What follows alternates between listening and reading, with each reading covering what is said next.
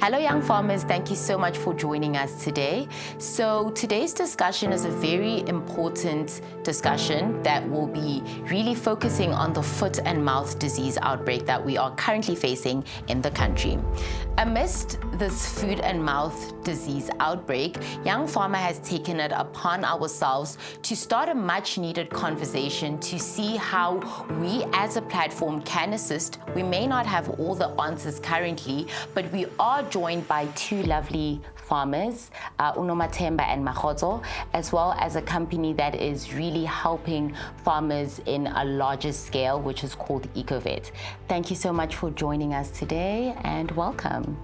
Thank you. So I think in opening, I just want to thank you guys for joining us again.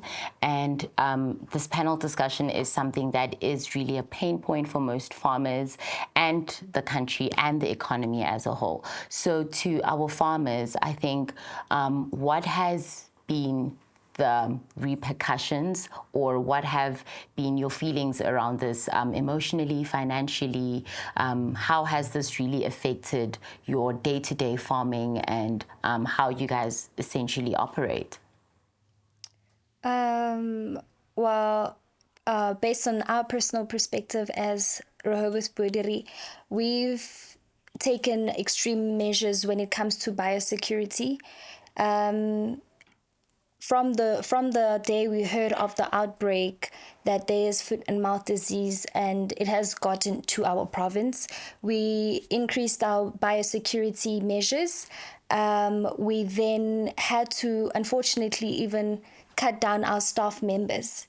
And from there on, we had to sort of create a quarantine system within our operations of how do we deal with cattle if they do contract the disease on our herd. And most importantly, we did keep our transparency and accountability for around our neighboring farmers to let them know if this comes to our farm, we will be able to let you be alert that this is what's happening on our farm. So I think most importantly, increasing biosecurity has helped us, and also taking extreme measures to sort of controlling human movement also on the farm to protect the safety of the animals, which is the current business of what we are doing.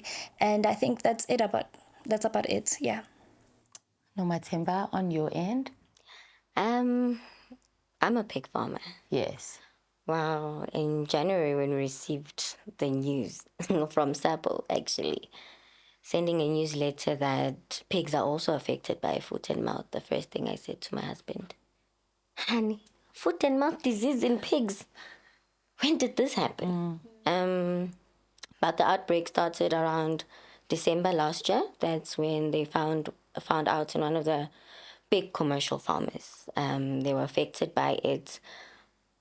But already in December at the abattoir that I'm was slaughtering in, because they've actually closed their doors for outsiders. They're only now slaughtering their own pigs.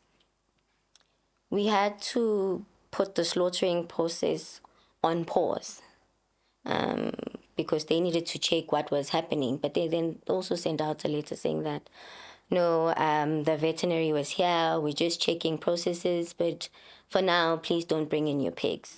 That's when it started affecting us. Because now remember, we need to take out 10 pigs on a weekly basis. And now it's no longer a weekly basis. It's put on hold. And it's December. We've done the calculations God. So now everything just needs to be put on hold. But eventually, a week later, we were called back to say, okay, you can bring in your pigs. We can slaughter them. And everything was fine till we received the news from them in January saying that please don't bring in your pigs till any further notice. That is the second week. So now we've got 2 weeks, almost 2 to 3 weeks of not slaughtering. So now everything is being delayed. So now we need to keep the pigs in.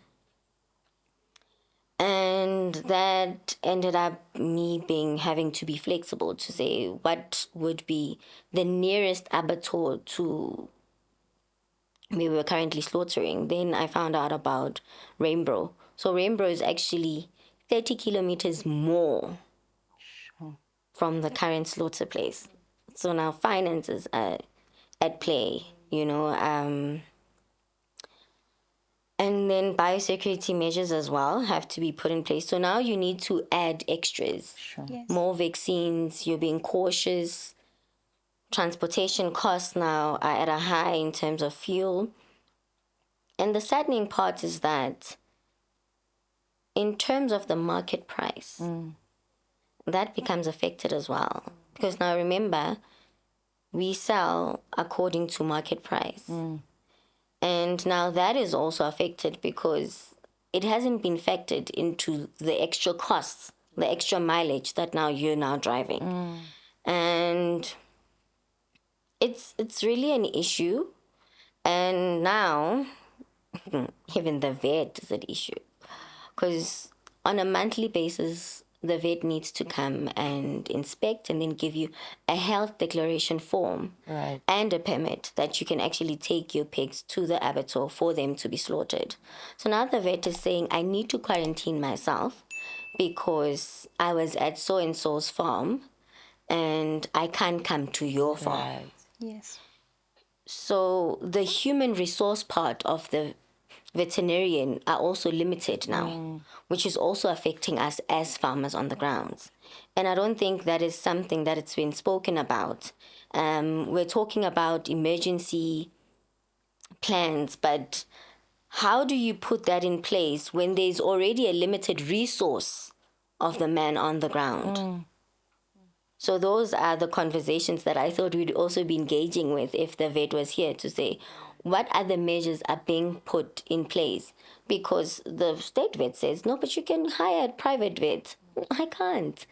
I've been using state services the entire year. So when I do my budget, I did not put Mutsumi on the budget. Right. And Mutsumi is going to charge me 14 rands per kilometer from Brettstown to my farm. That to me does not make financial sense. And I also can't make my problems the department's problem because I'm the one that said wants to start the business. I'm the one that says I want the piggery. But looking at the factors and everything that is happening, to be honest, do I still really want to be a farmer? Do I still want to be an emerging farmer that's not making any profit? It's like a hobby. Well, I can just sit down and just relax and look at plan B to say, what is it that can sustain me at the end of the day?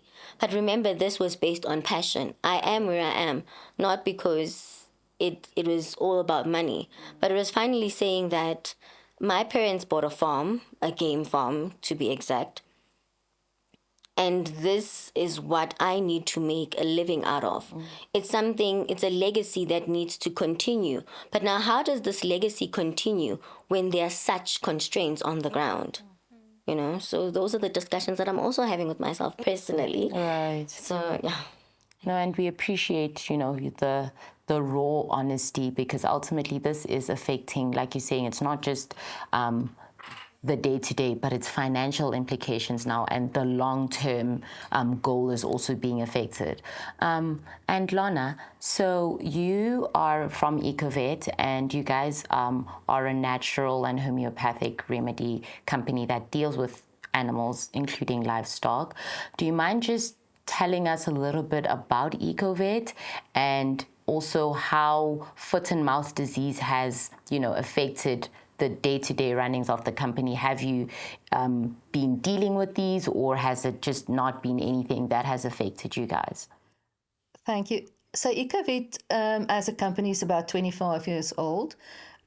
We make specific homeopathic products that are actually Act 36 registered, which is a good thing. We have been dealing in different ways with farmers previously, at auctions, feedlots, and so forth. And then when this outbreak happened, I really saw more and more of my regular customers phoning us saying, Lana, we've got an outbreak in the area, or I'm scared it's going to happen to us. What can we do to increase our herd immunity? What can we do to actually prevent our animals getting sick? And especially if there's no vaccine available yet, what can I do to help my animals? And also, is there something I can do to shorten the path of the illness? Because of homeopathic medicine, you don't have the withdrawal time. You can use the milk, you can use the meat, even while the animal is on homeopathic medicine. So those are the questions the farmers have been asking me. Nice. All right. And ultimately, so this is obviously a discussion that is being held by our Department of Agriculture as well. And our Minister, John Steenhuisen, mentioned that it has been taking an emotional and financial toll on farmers. From your guys' experience, which pain point would you say is harder to recover from? Is it the emotional side of things, or would you say that it's the financial side of things? Honestly, I would say it also varies on the economies of scale. From a smallholder perspective, I think financially, but from a commercial perspective, we could maybe say emotionally. When you're looking at it from a smallholder's perspective, myself, I'm still starting out. We're still trying to get the numbers in. We're still trying to grow a herd of our own. So it does put an emotional toll. Having to retrench people that you've been working with is really the hardest decision to make. And then having to put more of your time and money again back into a herd of not knowing whether is this outbreak going to end? Am I still going to be able to push sales after this outbreak?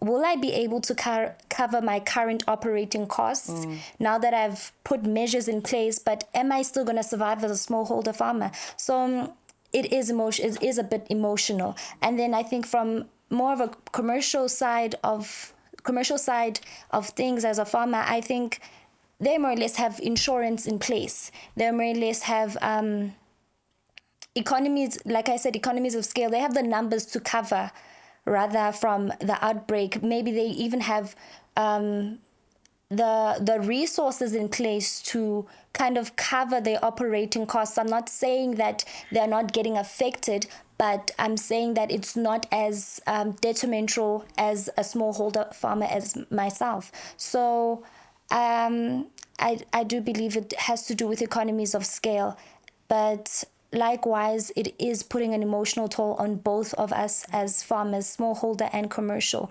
It is putting financial damage on our businesses that we have built. I mean, for commercial, they've been on years, generation to generation. And as a smallholder, starting off with the vision of having it also as a generational business, it does put a lot of damage on a business model from the start, or whether continually on the cycle of farming. So yeah, I think it has affected us a lot.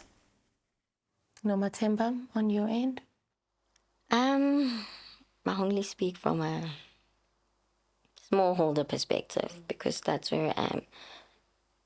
It has both been financial and emotionally draining. Like I've said before, it is adding on to those expenses, to saying that in terms of my operational costs, now I need to put X. That's extra. Now I need to drive more distance. That's servicing my car. And the emotional part of it is also that it leaves you with the question mark saying that, do I really want to continue with this? Do I really want to see this legacy starting? Or I can just leave it and have the next generation also start afresh? Because it's time consuming, it's very stressful.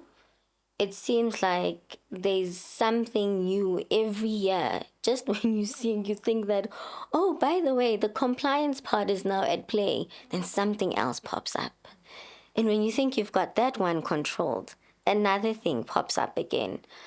So it is very strenuous, but we're very grateful for such platforms because now that we're engaging, we're able to share our experiences, our concerns, our frustrations. You're not sitting there at home, busy shouting to your, shouting at your parents or shouting at your husband. You realize that you're not alone. As a small scale farmer, I don't want to go to commercial, but as a small scale farmer, you realize that you're not alone. And had a funny feeling to it. So at least, it assists. But on my side, I would say I would be more happy if a number of small scale pig farmers were to emerge, so that when you're shouting, you're not shouting alone. You coming as a pack and say, but this is our frustrations. This is what's happening on the ground.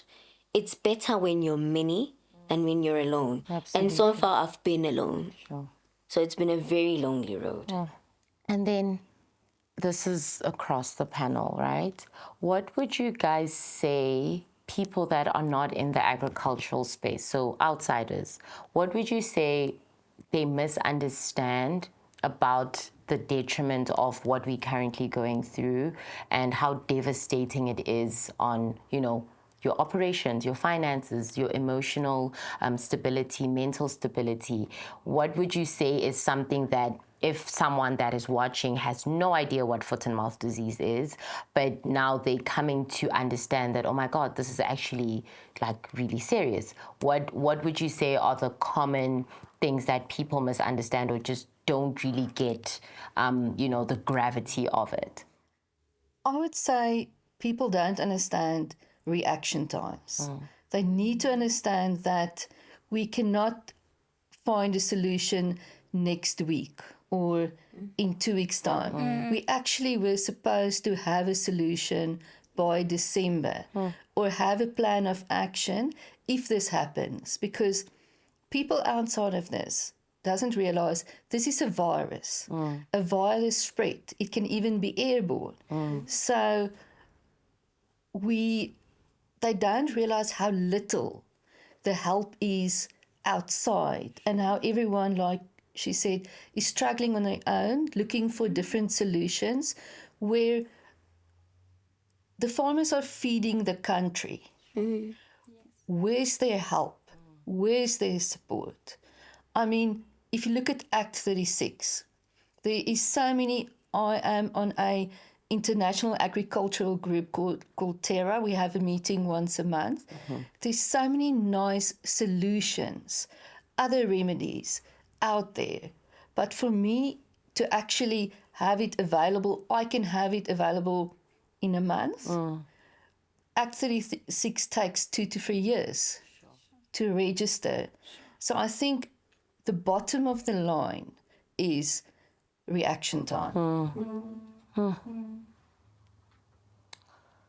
And what would you guys, would you echo the sentiment Lana's, sharing with us in terms of reaction time, or outside of reaction time, would you say that there are, other things that people just don't understand because they're not with you guys on the farm, dealing with these animals, dealing with the financial repercussions? I think, honestly, from a consumer's perspective who doesn't know much about foot and mouth disease, like you said, I think they kind of underestimate the ripple effect it has on the value chain. Because, if I now, from my perspective, I'm sitting with this kennel that I have to feed and feed and feed, what is happening to the logistics side of the value chain? They're expecting me to produce, but now I can't produce because of restrictions. Now that puts a toll on their business, and then the ripple effect goes to the market. Like, what happens to the market price again? Like a fellow farmer mentioned now that there are certain barriers again to market entry. So now the restrictions go high, it still puts a toll. So there's less supply in the market again, but the demand is still high. What happens to the price? It goes up. So you're now paying much more money for beef than you were before the crisis happened. So I think that again mind boggles to the consumer to say that, why am I paying so much for beef? But they don't really know why. So conversations like this do give the consumer an eye-opener to why exactly am I paying more, and what effect, how important a farmer is. Like Lana was mentioning, that the importance of farmers is really, really, really big in the country. Absolutely. Yeah. Absolutely. Nomathemba? Just to add on to what they both said is that I once went to a restaurant, funny, very nice, known restaurant, and I ordered steak. Yes. It was when current beef had an outbreak of Okay. FMD. And I ordered a nice steak, and they said, no, they'll bring it. I tasted it, and I said, I don't want it. Taste it. Call your manager and tell him to come and taste this. Sure. This is not not steak. And he called the manager, and the manager came and said, can we offer you something else? I said, no. Because what if the next thing that you're offering me as well, I come across such situations? Says, no, but with current beef and the outbreak, so we were trying to preserve. Sure. So now you're preserving at the consumer's cost. And maybe sometimes people are scared to speak at restaurants when they get something that doesn't taste well. But those are some of the ripple effect that happens when FMD is put in play. They may not know about it, but it does affect them. And those are the things that we need to educating people about. Where does the food come from? If there's an outbreak of a disease, this is how it's going to affect your basket, your food basket. Right. It's not only affecting us, it's affecting everyone, the country as a whole. And foot and mouth is not only in terms of the beef, the pigs, but even the game farmers, because I do meat processing as well. So even the permits to move one carcass to the next province becomes an issue. So a lot is at play here, and I hope that the department is learning and taking notes so that should such a disease or an outbreak continue, in terms of reaction time, they can really, really react on time. Because now they're going to tell you that, we're going to give you feed, but then it's going to go to supply chain, and Time. You'll get feed after 4 months. And honestly, will I still be alive? Will I still have a piggery? After 4 months? After 4 months. Will I still be able to feed people after 4 months? Will I still want to be a farmer after 4 months? So those are the things, those are the questions that not just the government, but everybody, even the ones that wish to be a farmer, should also consider, to say that if reaction time is so slow, do I really want to be a part of this industry? And then they're going to say, we don't see a lot of youth taking part in farming. But then we're not going to farm like how our grandfathers did. We want to be commercial. We don't want to be merging. Right. Yes. We're only merging now because we're starting. We stepping the ladders of compliance. So once the first box is ticked, we go to the next level of compliance. We go to the third level of compliance. So we get it all in place so that when we're able to submit our business plans, we're saying that this is bankable, this is viable, because I've ticked all the boxes throughout these years of me emerging. So that's where we are. Sure. Yeah, no, the ripple effect is it's big, because like you guys are saying, despite the reaction time, which is directed to the farmers. As a consumer myself, when I go to Pick and Pay, I'm like, why is this so expensive? I used to pay X amount and now I'm paying almost double, and I have no idea why. But I mean, I also need to eat, so you know, it's a catch-22. To you, Lana, how would you say this disease, foot and mouth disease, has an effect on humans? Does it have an effect on like people? Because you did mention that it's airborne, it is a virus, and currently we're discussing how it affects, you know, the animals and the farmers. But as a consumer, as someone that consumes beef either at a restaurant or at home, does that affect my health at any point? Yes, meat from an animal that has foot and mouth disease cannot be used. The animal needs to be healed, and I think they can correct me if I'm wrong. There needs to be a specific period afterwards, and only then the state vet needs to come and approve. And that also adds another 3 to 4 weeks to the value chain where you have to feed an animal. And the proving is actually on you as a farmer to say that I'm free. And I think that makes it more difficult as well. What I've seen as well is our farmers truly love animals. They love their animals. And to see their animals dying, to see the animals sick, and there's nothing they can do, or they are prevented from taking matters in their own hands, you know, vaccinating themselves, things like that. I do think the emotional toll, and you mentioned as well, you build up a herd, you work on the DNA of the herd to make it a good, strong herd.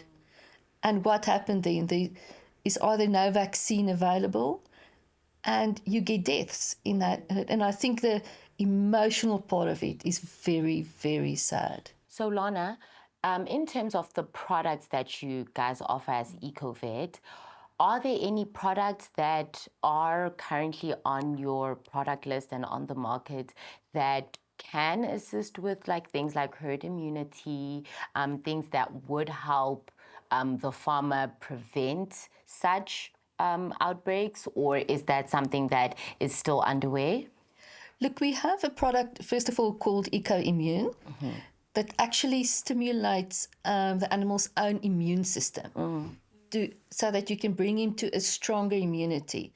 Because, you know, with a virus, it's very difficult to fight a virus. And that's actually where homeopathic medicine, even in humans, have had a lot more success. I mean, we saw it during COVID as well. Yes. Because as soon as your own body can fight the virus, you've got a bigger chance. What also makes it easier with our products like EcoImmune, it is in a liquid form. You just add it to the drinking water. So it's not, you know, actually catching, injecting, treating, having to put something directly into the animal's mouth, which also stresses them. So first of all, we use EcoImmune, or my farmers that buy from me use EcoImmune. We also have a product called EcoHeal, which is the product that now there's a problem, now there's a sore, I think something is happening, that they can start using immediately to shorten the disease pathway, to shorten the illness of the disease. Because the sooner you can get the animal healthy and lesion-free, the sooner you can try and convince everyone that you can start selling again. Right. And then we spoke about feedlots. Now those animals needs to stand in the feedlots a lot longer. They're a lot more stressed. The moment an animal is stressed, the immunity goes down. And that's why we're teaching the farmers to use Ecofear once a day in the drinking water, just to calm them down, lower the cortisol levels in the brain, because then you protect the immunity as well. Lovely. Lovely. And with these products that you've just mentioned, do you have any like success stories of farmers that have used these products and have seen a change in their day-to-day farming and their livestock ultimately? Look, I can give you so many examples from chicken farmers right through in different disease conditions. I think if you spend some time on our Facebook page, Ecovet Agri, there's a lot of good testimonials that is there. But yes, we especially have very good feedback with auctions, Boerbok goat auctions, where the farmers really have accepted the formulations, and they know now to give it, to start building the immunity before an auction, lower the stress levels before they take the animal to the auction, and then during the auction, actually putting everything in the drinking water so that we level out the goat. And goats stress a lot and they're very susceptible. So you don't get the diarrhea, you don't get the mastitis, all of those things, the eye infections. And yes, that's what we've been working on, and we're building quite a good consumer base on that. Lovely, lovely. And ladies, this is a question to both of you guys. With what Lana has said, are these alternatives and products that you guys would consider to start using on your farms? And if so, why is that? Yeah, definitely. These are alternative products I've been considering since I heard about the product line that they have going on. Reason being, it's because, like she mentioned, there isn't any withdrawal days from the product usage, and it does increase immunity of the herd, which is one of the things that we always aim for as livestock farmers. And also, she did mention that it does also regulate stress levels. So, when working with animals, you're always trying to create an environment that keeps them well balanced and more or less stressed. So definitely. Nice. Nomathemba? Most definitely as well. I'm not sure if food doctor is also one of a homogeneous product, because homeopath's not homogeneous. We use that for our pigs. It really assists in terms of digestion and all of that. And I would also add your product as well, since now the pigs will be traveling 100 kilometers to the abattoir, so they'll be highly stressed by the time they get there. So in terms of tenderizing the meat, that as well would also add on to that. Lovely. And then, Makgotso, how many cattle do you currently have on your farm? Well, currently on the farm, I'm working with my grandfather. So we have a herd of 80 cows at the moment, and that's what we've been working with. It's 80 cattle, and then sheep, it's about 25. Okay. So, yeah, that's really about the numbers we're working around. Right. And of that plus minus 100 in total, how many have been affected by foot and mouth disease, if any? At the moment, nothing. Okay. But like I did mention at the beginning of this interview, that we also need to we held one another accountable and to be more transparent in our neighborhood as neighboring farmers. So in the neighborhood, there are a few farmers that have been affected, but that has also made us aware, and to sort of like bring up our alertness in our farming operations also. So we are really trying our level best not to contract anything. But so far, I guess we're still good. But yeah, Scary. it's scary. No. And because you mentioned now that you guys haven't been affected by, the disease, what preventative measures are you taking? Earlier on you mentioned biosecurity and things of that nature. What would you say on a day-to-day basis you are doing to ensure that, you don't get affected and your livestock ultimately is safe? Okay, so on a day-to-day, like I said, we try to manage first human interaction. So we would have two people that deal with the cattle, and then at a separate, more like separate duties. So the person dealing with cattle doesn't then go do something else or go to the sheeps. So the person dealing with cattle deals with cattle, and we put extra measures of now you have to spend more time looking at that cattle. So you have to go on a day-to-day basis, each cattle, just have a look, what is happening, how are they doing, are there any signs, are there any symptoms so far, and vice versa for the sheep also. And this in a sense has also kind of helped us to kind of how do I put it, to kind of be aware and kind of try to control things. But however, this is a virus we can only control to a certain level, and from there on, it's, you know, reality is going to take place. So we are ready for that. Nice. And Nomathemba, on your end, you mentioned that you're strictly into piggery farming. How many pigs do you currently have on the farm?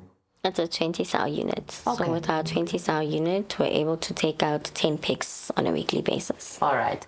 And with that being said, have you guys had any outbreaks on the farm? No, we haven't. Lovely. That's awesome. No And outbreaks. with that also being said, what do you guys then now currently do to ensure that, you know, you don't get affected?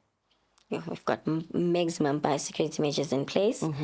So with the fencing, nobody comes in. It's only the employees, which only deal with pigs and nothing else. We've got showers, so they shower in and then they'll shower out. Okay. We use the F10. So what we do with the trailer, we don't have our own trailer. So we go and hire the trailer a day before. So we hire the trailer, we bring it to the farm, we spray it, and then we leave it overnight. And then the next morning, it's when we load everything. And then we drive straight to the abattoir. We come back, we wash the trailer at the car wash in any garage, and then we drop it off. And then the cart does not go inside the piggery Okay. till the next week. Right. So that's how we keep our maximum biosecurity measures in place. We've got footbaths at every entrance. So that's how strict we are in terms of biosecurity measures. And then Lana, on your end, how would you advise farmers in terms of biosecurity measures? What can they do on their day-to-day, short-term and long-term, to ensure that you know, they try their level best not to get affected by this foot and mouth disease? Look, I'm not an expert on that, but I think there's a lot of good regulations, as she mentioned. So do as much as you can. I would just say the only thing I would add, raise your cattle's immunity. Very important. So, ladies, in terms of how your farming operations were, let's say, about 2-3 years ago versus today, how has that changed in light of the current outbreak that we're dealing with? Has it made it, I mean, of course, because there is an outbreak, I don't think it's gotten easier, but do you guys mind just sharing how the effects have been? Like, if you look at when you started, when, you know, it was just dealing with the financials and making sure that you're growing and scaling, versus now that is at play, but there's so many other things that are restrictive and limiting in terms of wanting to grow and scale. Nomathemba? Well, with us, 2 or 3 years back, let me take it 3 years back. Not even 3 years back, let me take it at the beginning. When my parents bought the game farm, none of us knew anything about farming. But he bought different types of animals, right? But we saw that the pigs were littering. At that point, we didn't even know it was littering. We just thought it was giving birth. Oh, but there's so many babies. There's so many babies. We didn't even know the terms piglets. Up until my father called the guy from SAPO to come and assist, and I went for training. Came back from training. I stopped then taking my pigs at the auction. Never again. It's 10 years now. Never stepped into an auction. And fast forward, it started in 2015, right? Fast forward to 2019 when we were shortlisted for Jobs Fund. Because at that point, we'd already had an EIA, which is your environmental impact assessment. We had your water use license, so that's why we were shortlisted for Jobs Fund. But now, everything in a piggery is automated. So we were not creating jobs. We were only creating 4 jobs. And that's how we couldn't make it. But then that's when the department stepped in to say there's CUSP funding. So you qualify for that. So the department gave us, they built everything that I'm talking about, from fencing, borehole, structure, the 20-sow unit structure, F1 breed from Niemann, which is known as the best stud breeder. So from where we were to where we are, we have truly grown. As I said, that it's a stepping stone. So for every compliance that you come across, it's a tick. And like I'm saying now, that with the foot and mouth and the abattoirs closing their doors, that's something new, something that I've never experienced. Maybe going to the auction, I'd never go back to the auction. Raising the immunity, yes, maybe that's another thing. But now the question is, where will I be slaughtering? Who would be brave enough to open their doors to say, come and slaughter?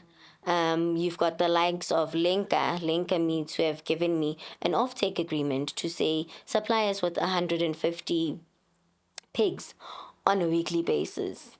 But now that requires me now to say, I'm willing to go and look for a loan that's worth so many millions.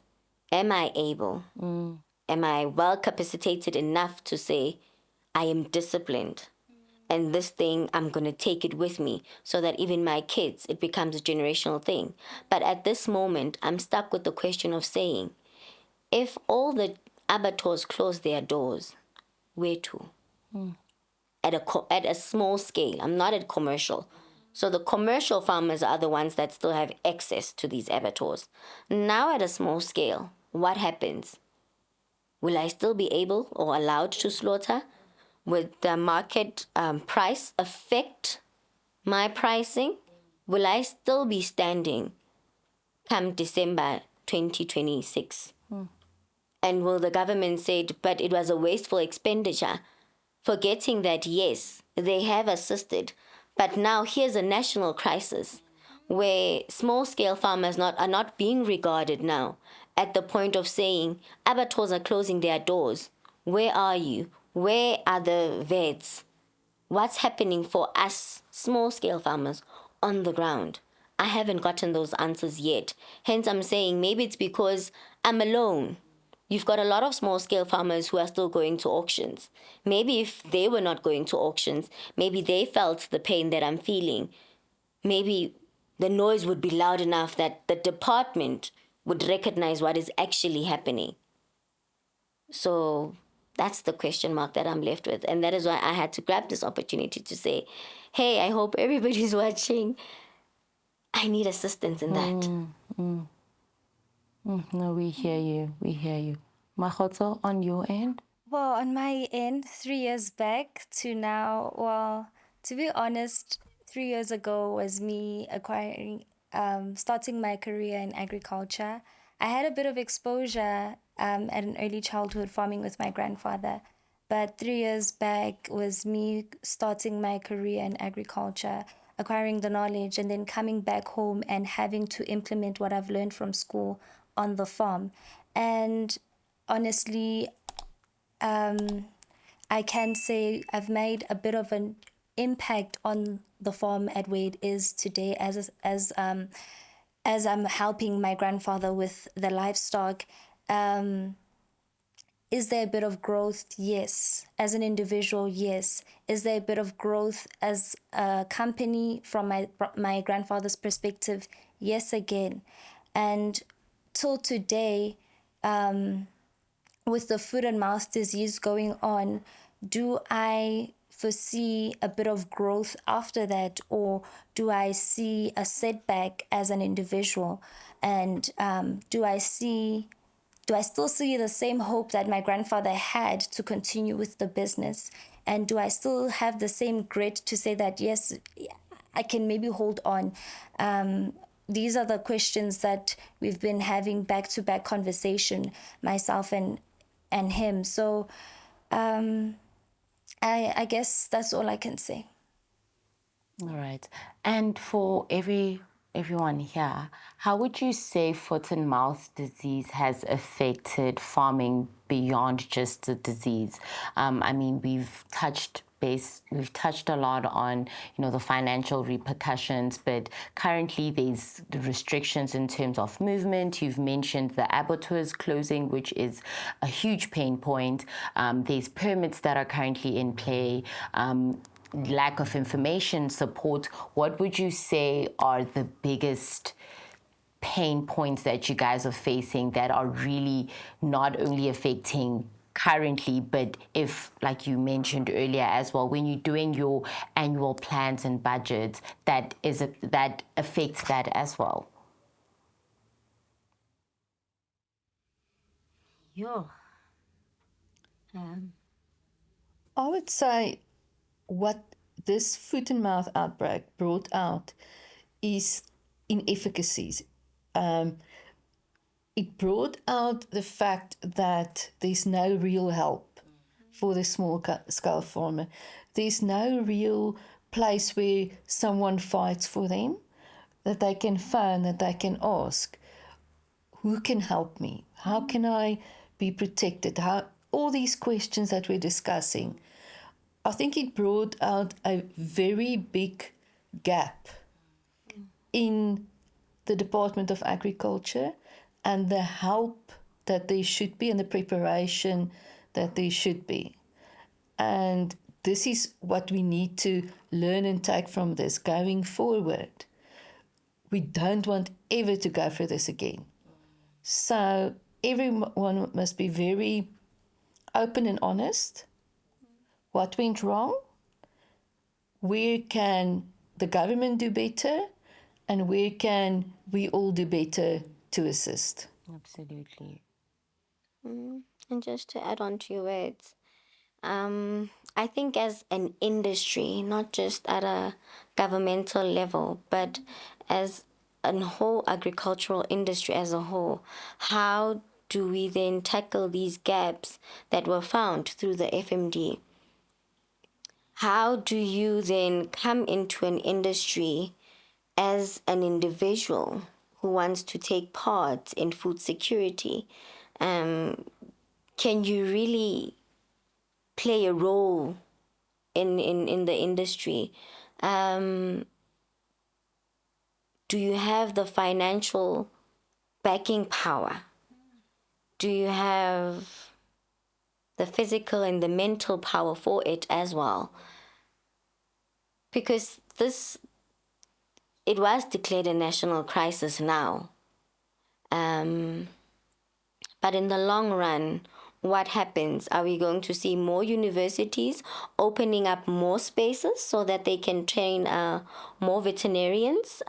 Because I think it's only the University of Pretoria, right? Was it TUT that's currently training veterinarians at only a capacity of 96 or 196 on a yearly basis? Yes, you're correct on that, but I think, as far as I understood, University of the Free State is going to start training now. Yes. And then the new Afrikaans University they're building in Pretoria, I think from 2029, they're also planning to have a faculty. And that is what we need. We need more vets. And with me working with Onderstepoort a lot, what I see is the students are very keen to find other solutions. When we do a faculty day, we are so busy talking to the students. And I think that the young farmers are not just young in business, but we need to focus on the younger people. The future, to start training them and saying, you guys need to look at different solutions. Learn what we did wrong and see what we can do right. And very interestingly, Onderstepoort now on the 14th of March have their first conference for vets and students about alternative medicine and integrative medicine. And what else can we do when antibiotics is not working anymore? And I think when they should also add farmers. Yes, we're planning definitely to do that later in the year. And also, I know that one of the speakers will discuss, he's been working a lot in the Free State with quantum silver and foot and mouth disease. So there's definitely a shift, but again, I still think it's not happening quick enough. Yes, just to add on also, like you touched base on the fact that we as young people who are coming into the industry, both from the tertiary level, both from business level, and also scientific development structures, I feel like you mentioned, we do have to more or less learn from what is happening and do things differently. I think this also encourages us as youth to be more interactive when it comes to such crises, and not sit back and say, no, the government is going to deal with it, or no, the relevant stakeholders are going to deal with it. But if we don't take up the space as youth, we are also kind of put at the back to say that they can't really think for themselves, so let's rather think for them. So I feel like we can also just put this out there and say, as a youth person sitting at home, what is your view on FMD? What is your view from how can you more or less add value to what is currently happening? Don't just sit there and think, no, I'm not a farmer, or I'm not a relevant student in that faculty, or I'm not a relevant business person, but also to say that I'm a youth person, this is my country, and this is about food security, which is also more important thing. Like Sis Nomathemba mentioned, that food security is what really drives us all. So I feel like as a country, as the youth of the country, we should also want to be more eager to put an input to say that this is what can happen, this is what we can do, this is what we can be involved in, this is how we can solve the problem as a country, etc. I feel like that's also where we can take it from. And just to add on, it's a value chain, this thing. Let's look at all the gaps at all the different levels, from the knowledge part of it, which is the education, to the logistics, to the farming part of it. Let's sit down, bring all the different stakeholders. Let's not have people who are academic writing policies for farmers who are on the ground. Let it be known, let it be spread that we are developing this type of policy. Let farmers volunteer. Yes. Let it be put on media that this is the policy that we want to do. We are calling all different stakeholders that feel they want to be part of this. Let it not just be us engaging all the time and then it ends there. Yes. Let's be part of the policy makers, because those are the ones, they sit there and they write these policies and then they affect us. At the end of the day, we end up pulling back, and it seems as if youth don't want to partake in this. It seems as if, they're always emerging. Wait a minute, we are not. We want to be part of it. Involve us. Call us through. Let's see. Let's all the gaps. Let's close all the gaps in all these stages of this value chain. Because food and mouth is not only affecting farmers, but it's also logistics is being affected. Because now they can't move from one province to the other without the permits. How long does it take for them to acquire those permits? the restaurants themselves, the consumers themselves. So everybody needs to sit down and start engaging and looking at this from a national crisis for what it is. It's a national crisis which involves each and every individual. Absolutely. I think you guys mentioned that I think the main grassroots problem that we are all facing is education, whether it's from the farmer's perspective, whether it's from the professional's perspective, and we need to essentially have more institutions such as higher learning institutions. You mentioned the University of Pretoria, but if that's the only player in the field, then it's also, I mean, we have 9 provinces in the country, so that may not be enough, you know? So ultimately, we need all these institutions. And as you're saying, because it's a value chain, everybody has to be involved, ultimately, because it affects every single one of us, and we all need to eat at the end of the day, you know? So that is something very important that you guys touched on there, and hopefully, to whoever who's watching this, they are hearing our cries, because this is a national crisis, as you mentioned. So with that being said, I think this is a question for all of us here. How can platforms such as Young Farmer assist in times like these? I mean, we may not have the resources at hand, but we are a platform that is passionate to spread awareness, to ensure that everyone knows what's happening with the farming and agriculture sector, especially for the young and emerging farmers. How can we assist in times like these? I think young farmers can also assist. You've already mentioned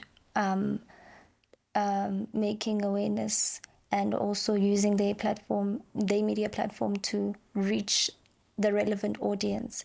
The other thing I can say is put together, like you've done today, relevant stakeholders. But with the current crisis also, let's try and add more of like, I don't know how to put it, but other stakeholders. Maybe you can mention, like you've gotten involved, Ecovet. So we've got more of a homeopath perspective. Now let's get another commercial farmer perspective. Now let's get another vet perspective. Now let's get a more departmental perspective. So I guess putting more stakeholders involved. Now let's also get a consumer-based perspective to say that they can come here and also voice out that, hey, I'm paying this amount of money on food at the moment. Now let's get maybe another consumer perspective from a health department sector. How does this affect the human body?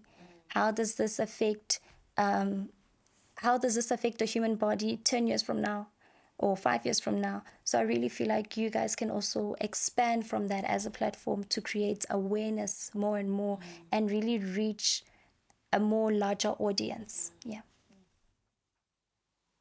Totally agree with what she said.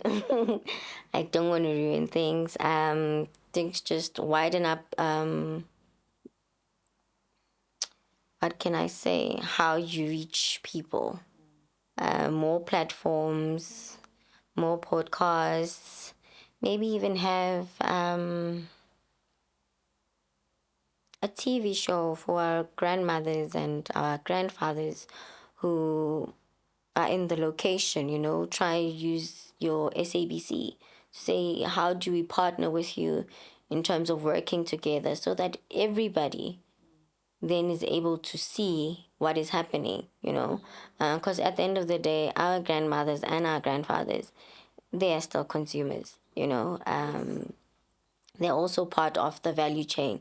They also need to see the awareness. People in the rural area, if they don't have access to internet, how are you reaching them? You know,